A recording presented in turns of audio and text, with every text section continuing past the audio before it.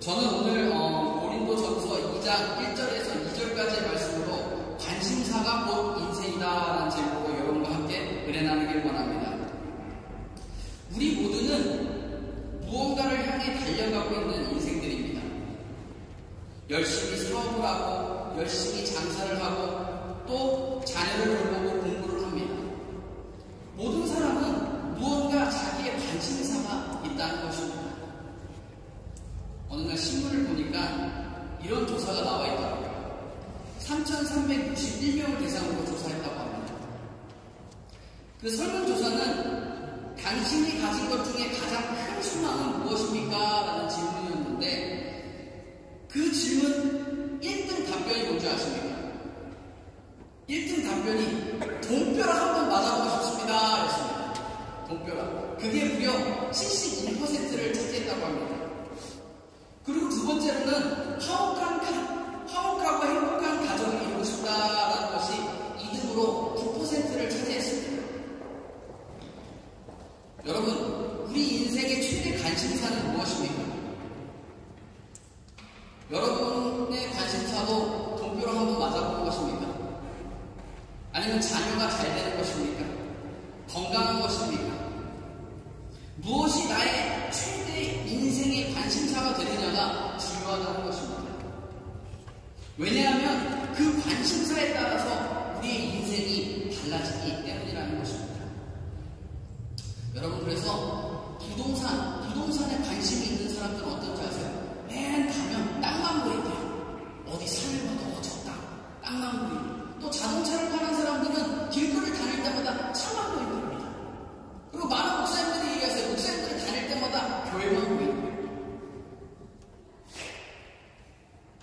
그러면 우리의 관심사는 무엇입니까? 여러분의 관심사는 무엇입니까?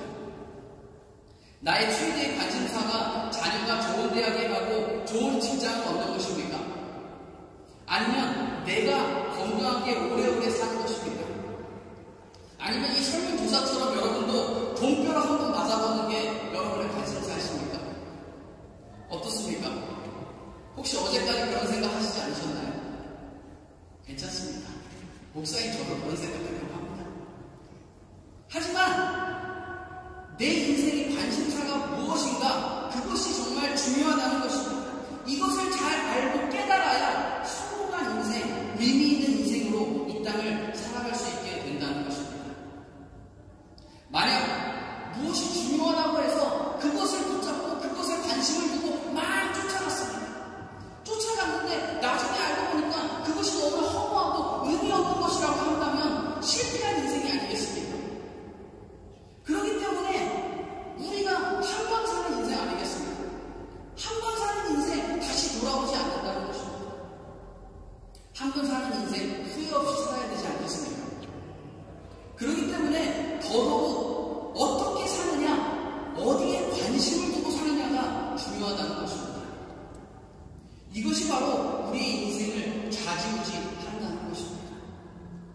그러면 과연 성경은 우리에게 무엇에 관심을 두고 무엇에 우리의 눈을 두고 살려고 말하고 있는지 함께 살펴보겠습니다. 여러분, 성경은 우리가 이 땅을 살면서 돈을 많이 벌어서 좋은 것 먹고 살라고 말씀하지 않습니다. 자식들 많이 낳아서 자식들 바라고 살라고 말하지 않는다는 것입니다. 아마 그런 것들이 정말 우리 인생에 중요했다면 성경에서 너 정말 좋은 거 많이 먹고 살아라, 돈 많이 저축하고 살아라, 그렇게 기록했을 것입니다. 하지만 성경은 그렇게 말씀하고 있지 않는다는 것입니다. 여러분, 성경에 돈에 대한 이야기가 엄청 많이 나옵니다. 사실 믿음과 기도에 대한 구절은 성경에 한 500번 정도 나옵니다. 그런데 돈에 대한 구절은 2000번이나 나옵니다. 그리고 예수님께서도 직접 하신 말씀 중에서 여러 가지 비유, 총 비유가 37개의 비유가 있는데 그 중에서 무려 18개, 반 이상이 18개가 돈이나 물질에 관련된 비유였다는 것입니다. 왜냐하면 돈이 우리 인생 가운데 중요합니다.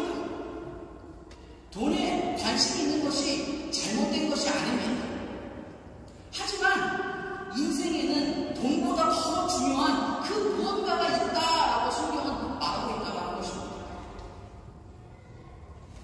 돈벼락 한 번 맞는다고 마음이 편해지는 것이 아닙니다. 지난주에도 나눴던 것처럼 많은 사람들이 돈은 많은데 아파서 침대에 누워있는 사람들이 많다는 것입니다. 돈은 정말 많은데 그 마음에 편안함이 없습니다. 공허함이 가득 차고 있다는 것입니다. 돈은 정말 많은데 제대로 써보지도 못한다는 것입니다. 그리고 돈 때문에 살인하고 돈 때문에 미워하고 돈 때문에 관계가 깨지고 근심하는 사람들이 얼마나 많이 있습니까? 그리고 또 어떤 사람들은 이 세상을 살면서 건강하게 오래오래 살기 위해서 막 그냥 100년, 120년까지 살기 위해서 건강에 관심을 두고 사는 사람들이 있습니다. 그래서 매일 운동도 열심히 하고 좋은 거 그냥 막 먹으면서 몸을 관리한다는 것입니다. 그런데 여러분, 아무리 건강해도 시간이 지나면 우리 육체는 늙어가는 것입니다. 우리 육체 다 고장난다는 것입니다. 눈도 안 보이고 말도 잊어버리고 막 혼나오고 소화도 안 되고 그렇게 된다는 것입니다. 그렇게 건강하게만 사는 것이 우리 인생의 목표가 돼서는 안 된다는 것입니다. 또한 이 땅을 살면서 내 후손이 잘 되기 위해서 우리 자녀에게 관심을 갖는 것이 중요하지만 이것이 우리 인생의 목표가 돼서는 안 된다는 것입니다. 내가 자녀를 키우는 것 같지만 여러분, 자녀는 누가 키워주십니까? 하나님이 키워주신다는 것입니다. 제 주위를 봐도 그렇더라고요. 많은 목사님의 자제들을 봅니다. 많은 학생들을 만나봅니다. 진짜로 자녀들이 다 내 맘대로 안 된다고들 목사님들도 얘기하신다는 겁니다. 여러분, 직장도 중요하고 집도 중요하고 자녀도 중요하고 건강도 중요합니다. 그런데 이것들보다 더 중요한 것, 우리 인생 가운데 더 중요한 것이 있다고 성경은 오늘 말하고 있는 것입니다.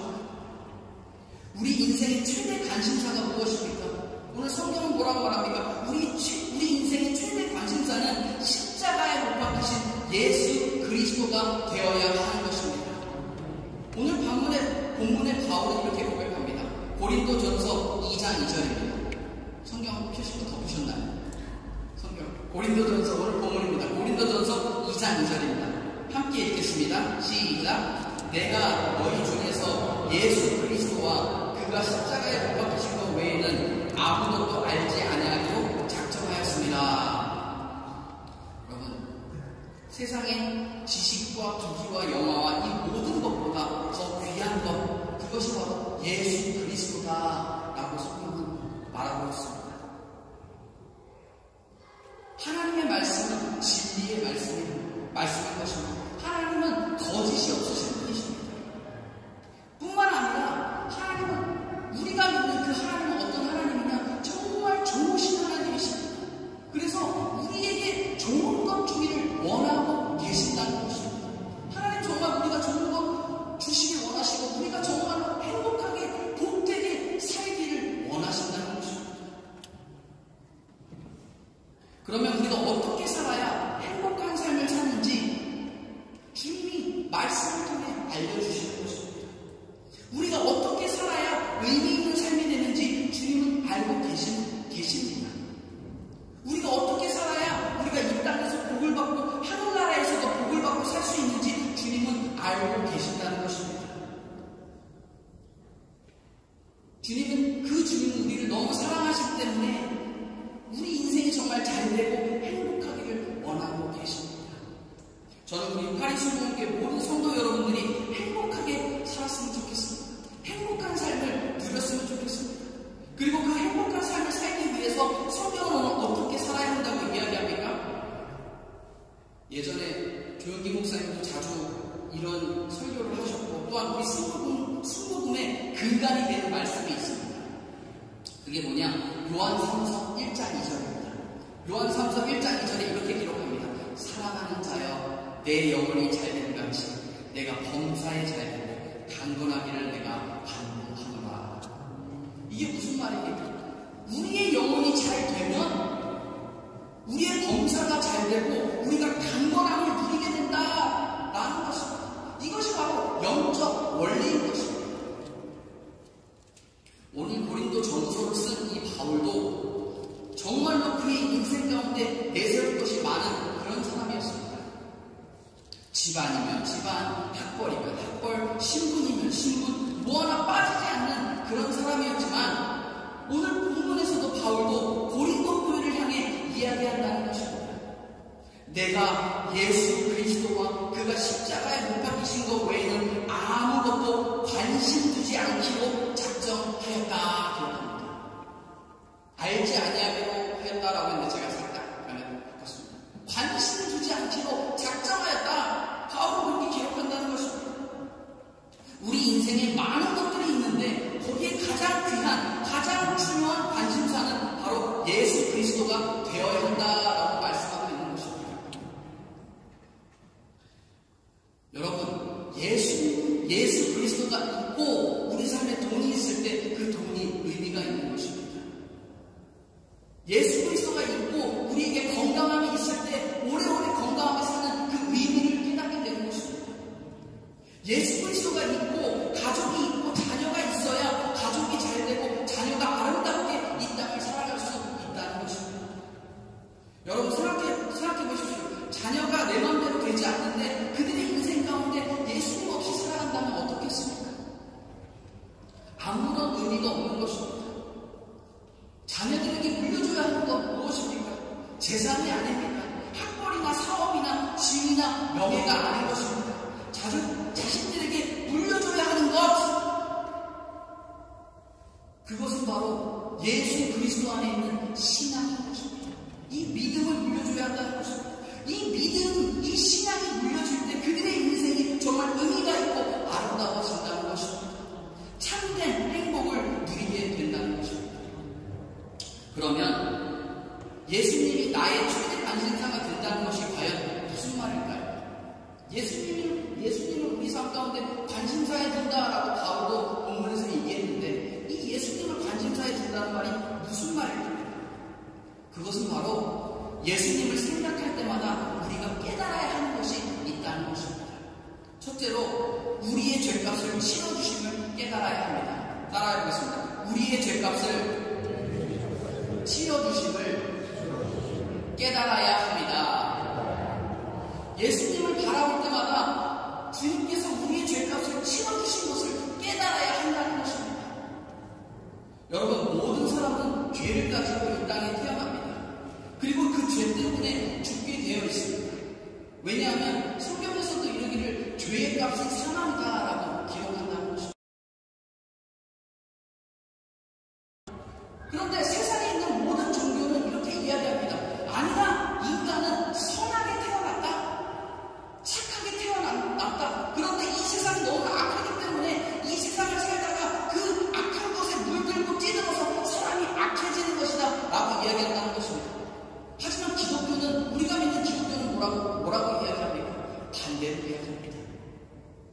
아담과 하와가 범죄하고 하나님께 죄를 지음으로 죄가 우리 삶 가운데 들어왔고 그 죄로 인해 모든 사람들이 죄인으로 태어났다는 것입니다. 죄를 입고 태어났다는 것입니다.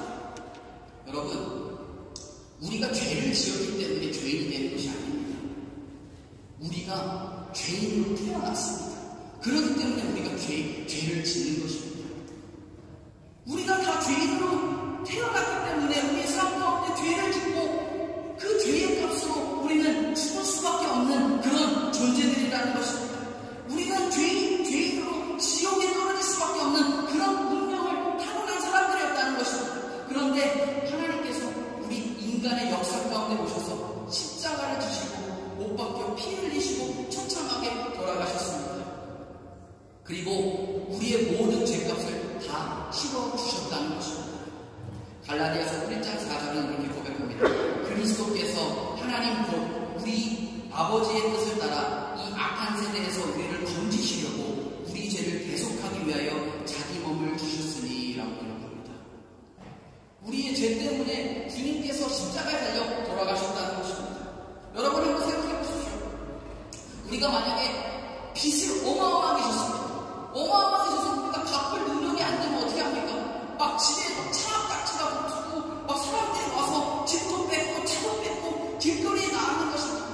더 나아가서 우리가 감옥에 갇히게 되는 그런 사람이 되었는데 어떤 사람이 촥 나타나서 그 빚을 다 갚아주는 겁니다. 그래서 그 모든 것들을 다 돌려주고 우리를 감옥에 가지 않고 자유인으로 살게 해줬다고 생각해 보십시오. 얼마나 감사한 일입니까? 아마 진짜 평생 감사하고 죽도록 그 은혜를 잊지 못할 것입니다. 여러분, 이것이 바로 주님께서 저와 여러분에게 베풀어 주신 은혜인 것입니다. 우리가 죄인으로 태어나서 죄를 짓고 죽을 수밖에 없는 우리들이지만 그 죄값을 주님께서 다 치러 주셨다는 것입니다. 그 빚을 다 갚아 주셨다는 것입니다. 더 이상 그래서 우리 삶 가운데 빚쟁이가 큰 소리 칠 수 없습니다. 우리의 삶을 뺏어갈 수 없다는 것입니다. 더 이상 죄가 우리를 주장하지 못한다는 것입니다.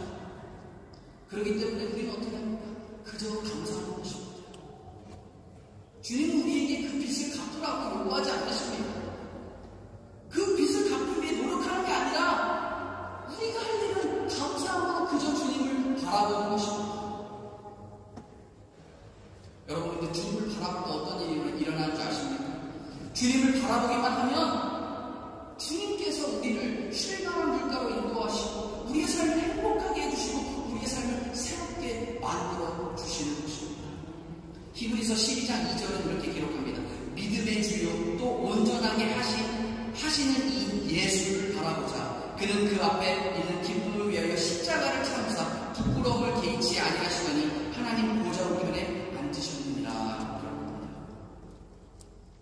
그러면 예수님을 바라보는 것이 무엇일까요? 우리가 그저 감사함으로 예수님을 바라보는 건데 예수님을 바라본다는 것이 무슨 말일까요? 예수님을 바라본다는 것은 아주 심플합니다. 열심히 기도하고 열심히 말씀 붙들고 열심히 예배드리는 것입니다. 다른 게 예수님을 바라보는 것이 아닙니다. 우리의 삶 가운데 기도와 말씀 그리고 열심히 예배드리는 것, 이것이 바로 주님을 바라보는 그 행위라는 것입니다. 그리고 또한 말씀 따라서 주변의 이웃들을 열심히 섬기는 것입니다. 이것이 바로 예수님을 바라보는 것입니다. 하나님을 사랑하고 하나님을 열심히 찾는 것, 그리고 내 이웃을 내 몸과 같이 사랑하는 것, 돌보는 것, 이것이 바로 예수님을 바라보는 것이라는 것입니다. 우리가 이렇게 예수님을 바라보고 있으면 어떤 일이 일어나냐? 우리 마음 가운데 부정적인 마음이 긍정적인 마음으로 변합니다. 좌절감이 희망으로 바뀌게 된다는 것입니다. 미움이 사랑으로 바뀌고 불신이 신앙으로 바뀌게 된다는 것입니다. 그러면 어떤 일이 일어납니까? 우리의 환경이 바뀝니다. 주변 사람들이 바뀐다는 것입니다. 그렇기 때문에 어렵고 힘들 때, 부정적인 생각이 다가올 때 예수님을 바라보는 것입니다. 예수님을 바라보는 게 어떤 거라고요? 열심히 예배드리는 겁니다. 예배 때 나와서 말씀 듣고 주님께 부르짖고 간구하는 것입니다. 그러면 주님께서 우리의 기도에 응답해 주신다는 것입니다. 더 열심히 예배드리시는 저와 여러분 되시기를 주님의 이름으로 축원드립니다. 둘째로, 우리 영혼이 죽음에서 살아났다는 것을 깨달아야 합니다. 따라해보겠습니다. 우리 영혼이 죽음에서 살아났다는 것을 깨달아야 합니다. 여러분, 육체의 죽음이 우리 삶의 비극인 것처럼 더 큰 비극은 영혼의 죽음인 것입니다. 하나님께서 근데 처음에 인간을 만드셨을 때 영혼이 죽지 않도록 만드셨습니다. 인간의 몸도 영혼도 영원히 살 수 있도록 만드셨다는 것입니다. 80세, 100세뿐만이 아니라 영원히 죽지 않고 살고 만드셨는데 아담과 하와가 죄를 지음으로 말미암아 그 죽음이 우리 삶 가운데 들어온 것입니다. 우리가 죽음을 맞이하게 됐다는 것입니다. 그래서 시간이 지나면 육체가 점점 죽게 돼 있습니다. 아무리 과학이 발달해도 시간을 돌릴 수는 없다는 것입니다. 이 진리를 바꿀 수가 없다는 것입니다. 제가 이제 가끔 장례식에 가게 되는데 장례식에 갈 때마다 느끼는 것이 있습니다.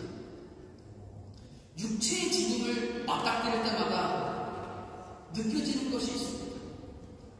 그것은 무엇이냐? 어떤 한 진리인데 모든 사람은 다 죽는다는 것입니다. 이 진리 앞에 저도 참 겸손하게 되더라고요. 그냥 막 인생 가운데서 막 팔팔 뛰다가도 인생이 영원하지 않다는 그 진리가 깨달아지는 순간 관점이 바뀌는 것입니다. 어떻게 살아야 하는지, 무엇을 위해 살아야 하는지가 다시 한번 되새겨진다는 것입니다. 우리의 삶은 무한한 것이 아닙니다. 이 땅에 사는 우리 모두는 한 번 살다가 죽는 날, 그 죽는 날이 반드시 온다는 것입니다. 예언의 은사가 오고 있습니다. 예언의 은사가 오고 있습니다. 지금 제가 예언을 하나 하겠습니다. 여러분 다 죽습니다. 여기 100년 후에 남을 사람 없을 거예요. 100년 후에 여기 계신 분 이상하죠? 그게 더 이상합니다. 우리가 다 죽는다는 것입니다. 하지만 육체의 죽음이 끝이 아니라는 것입니다. 육체가 죽는다고 우리 영혼이 없어지는 것이 아니라는 것입니다. 히브리서 9장 27절은 이렇게 기록합니다. 한 번 죽는 것은 사람에게 정해진 것이요 그 후에는 심판이 있으리니 기록합니다. 누가복음 23장 43절은 이렇게 기록합니다. 오늘 내가 나와 함께 낙원에 있으리라. 성경은 말한다는 것입니다. 모든 사람이 죽는데 그 이후에 심판이 있다는 것입니다. 우리의 육신은 죽을지라도 우리의 영혼은 심판받게 된다는 것입니다. 그리고 예수님께서 십자가에 달리셨을 때 옆에 있는 강도를 구원하시면서 이렇게 이야기하십니다. 네가 오늘 나와 함께 낙원에 있으리라 이야기하십니다. 우리 육신은 죽을지라도 우리의 영혼은 심판에 따라서 천국과 지옥에 가게 되어 있다는 것입니다. 하지만 우리는 예수님께서 십자가에 달려 돌아가심으로 우리의 모든 죄를 용서해 주셨기 때문에 우리는 정결함을 얻게 된 사람들입니다. 그리고 우리는 하나님 나라에서 영원히 살게 될 것입니다. 여러분 그걸 믿으십니까? 저와 여러분은 천국의 소망을 두고 사는 사람들인 것입니다. 천국의 시민권을 가지고 사는 사람들이라는 것입니다. 예수님을 바라보면서 매일매일 이것이 깨달아져야 하는 것입니다. 세 번째로 모든 저주에서 해방되었다는 것을 깨달아야 합니다. 따라해 보겠습니다. 모든 저주에서 해방되었다는 것을 깨달아야 합니다. 예수를 바라보면서 우리는 우리의 삶의 모든 저주가 깨뜨려지고 우리가 완전히 해방되었다는 것을 깨달아야 하는 것입니다. 갈라디아서 3장 13절은 이렇게 기록합니다. 그리스도께서 우리를 위하여 저주를 받은 바 되사 율법의 저주에서 우리를 속량하셨으니 기록된 바 나무에 달린 자마다 저주 아래 있는 자라 하였습니다. 우리의 모든 저주를 깨뜨리셨다는 것입니다. 십자가에서 다 이루어 주셨다는 것입니다. 우리 모두를 모든 저주 가운데 해방시켜 주셨습니다. 죄의 저주, 가난의 저주, 질병의 저주, 이런 모든 저주에서 우리를 벌써 해방받은 것입니다. 그렇기 때문에 우리는 당당하게 이 땅을 살아갈 수 있는 것입니다. 우리가 죄의 저주로 해방되었기 때문에 우리를 정죄하는 것이 결코 없습니다. 우리는 하나님의 자녀로 당당하게 살아갈 수 있다는 것입니다. 또한 우리의 모든 질병의 저주가 깨뜨려져서 우리가 건강을 누리고 살 수 있다는 것입니다. 또한 가난의 저주가 깨뜨려져서 우리 삶 가운데 정말 우리가 풍성하고 부유하게 살 수 있다는 것입니다. 제가 또 이렇게 설교하면 몇 분들은 또 안 믿으세요. 제가 또 말씀 탁 닫았어요. 고린도후서 8장 9절은 이렇게 기록합니다. 우리 주 예수 그리스도의 은혜를 너희가 알거니와 부요하신 이로써 너희를 위하여 가난하게 되시는 그의 가난함으로 말미암아 너희를 부요하게 하려 하십니다. 성경이 기록한다는 것입니다. 주님께서 십자가에서 이루셔서 우리의 가난의 저주를 깨뜨리셨습니다. 그분은 정말 만하는 왕이시고 정말 부족한 것이 없는 그런 분이신데 그 부요하신 분께서 우리를 위해서 우리를 너무나 사랑하셔서 그분을 이 땅에 가난한 몸으로 오셨다는 것입니다. 왜 그렇다고 기록합니까? 그가 가난하게 되시는 그로 말미암아 우리를 유혹해 하려 하십니다라고 성경은 기록한다는 것입니다. 여러분, 우리는 바쁘고 복잡한 세상을 살고 있습니다. 그러면 한 번 사는 인생 우리가 어떻게 살아야 할까요? 우리의 관심사가 중요하다는 것입니다. 성경은 말합니다. 우리의 관심이 예수 그리스도에게 있어야 한다고 말씀한다는 것입니다. 왜냐하면 예수 그리스도만이 우리의 길 되시고 진리 되시고 생명 되시기 때문입니다. 십자가 중심으로 사는 삶은 행복하고 당당할 수 있는 것입니다.